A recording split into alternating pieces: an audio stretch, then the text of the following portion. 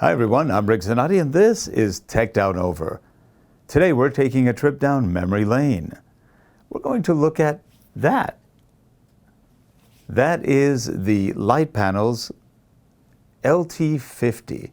That is a daylight light. It's a really small one, maybe about 7 or 8 inches by maybe 3 or 4 inches high. Not too deep, maybe an inch or two. And it has a big battery pack behind it. Though we're not using the battery right now, we're going straight into power from the wall. Now, that light panel, when we first got it about, 14, 15 years ago, cost, well, there was a kit of 2. And it was about $2,000 for the kit. And it came with a couple of things, plus the lights. I think the lights were close to $700 or $800 by themselves in those days. Very, very expensive. And that was the top light you could find in the industry back then. Well, obviously things have changed. Smaller lights like that, you can buy tons of them. So what we're going to do in this little trip down memory lane is look at this light of yore against brand new teeny weeny lights that cost between $99 and $200. One of them is the Litra Torch, a really small light, you'll see that, which is about 99 bucks. And then the other one is the Litra Pro, a little bit more credit card sized, and that one is about $200.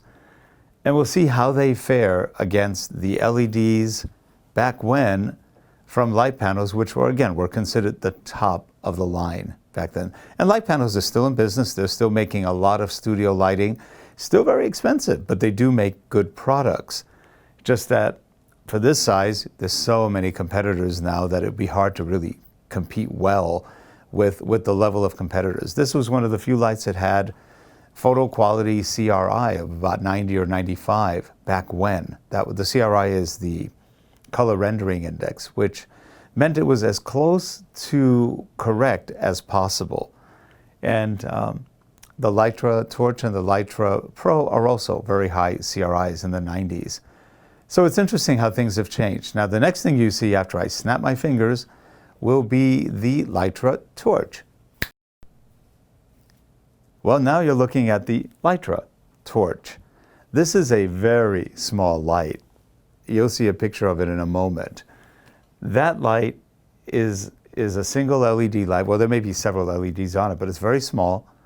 We're at the highest setting of the light. It's about 5 or 6 feet away right now, just like the other one was. We kept everything the same, the exposure and everything as we had with the light panels.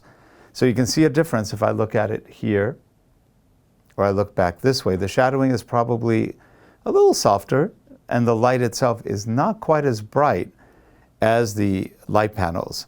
So this gives you an idea of what a $99 cheap little light, which is very good, may look like when filming at this distance, which again is 5 or 6 feet. And we are at the highest setting. Now, I have used this light in other shots before, and I was at the middle setting, and it was pretty good. And I was about probably 7 or 8 feet from the light, but I had more ambient light. We don't have any ambient light really in this room. There's some reflectors pointing at a wall, but they're very low right now. So that's really the main light. There's a little bit of light from the hallway, but not much. So that gives you an idea of the Litra Torch, a fairly new light, only been out for a year or two, and comparing it to the light panels. The next one you see will be the Litra Pro. So what you're looking at now is the Litra Pro. It's got a softbox on it. Really cool little device the way they created a small softbox for it. The Litra Pro has a lot of settings. We are at 85% of brightness. Without the softbox, I suspect the Litra Pro is actually a lot brighter than the light panels. But with the softbox at 85%, it's about matched. If we went higher, it would probably be more burned out. So this little Litra Pro, $220, is quite a bit cheaper than the light panel of yore, and it's still over half price of the current light panel. Very nice little device. The Litras are great. It has an LED display that tells you what your settings are at and everything else. It is bicolor, so you can have either tungsten or somewhere in between all the way to daylight. So I think we're on daylight right now. Harold, do you know what we're at right now? We are at 6,000. So we're at 6,000. That's bright daylight. Very nice light. These, and they're small. You could take these anywhere and create a nice 2-point or 3-point lighting system if you want. We only have 2 of these right now, but if you wanted a hair light, you could just add something else or have a natural source. So anyway, you've seen 3 of these, and just for the record, we are shooting this with a Panasonic GH5S, which is a really good video camera, as well as the Nocticron, the Panasonic Leica Nocticron 1.2,